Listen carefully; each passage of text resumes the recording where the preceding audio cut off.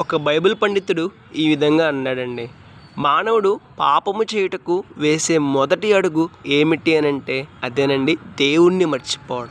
అంతే కదా, మానవుడు పాపము చేయుటకు, తప్పు చేయుటకు వేసే మొదటి అడుగు దేవుణ్ణి మర్చిపోవడమేనండి. ఎప్పుడైతే మానవుడు దేవుని గుర్తుపెట్టుకుంటాడో, దేవుని యొక్క ఆజ్ఞను గుర్తుపెట్టుకుంటాడో, పాపమును దేవుడు ద్వేషిస్తాడు అని మానవుడు ఎప్పుడైతే గుర్తు చేసుకుంటాడో పాపమును చేయడు, పాపము జోలికే వెళ్ళడు, పాపమును ప్రేమించడు. మనం మర్చిపోతున్నాం కాబట్టే, దేవుణ్ణి మర్చిపోతున్నాం కాబట్టే, దేవుని ఆజ్ఞలు మర్చిపోతున్నాం కాబట్టే, దేవుని ప్రేమను మర్చిపోతున్నాం కాబట్టే తప్పు చేస్తున్నాం, పాపము చేస్తున్నాం. కాబట్టి మన జీవితాన్ని మార్చుకుందామండి.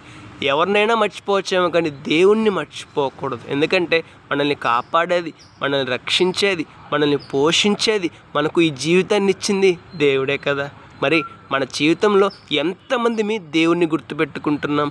మన జీవితంలో ఎంతమంది మీ దేవుని ప్రేమను గుర్తుపెట్టుకుంటున్నాం? మన జీవితంలో ఎంతమంది మీ దేవుని యందు విశ్వాసంలో ఎదుగుతున్నాం? ఒకసారి ఆలోచించేద్దాం, మన జీవితాన్ని మార్చుకుందాం, దేవుణ్ణి గుర్తు చేసుకుందాం, పాపమును ద్వేషిద్దాం, శ్రేష్టమైన ఆశీర్వాదాన్ని పొందుకుందాం. May God bless you.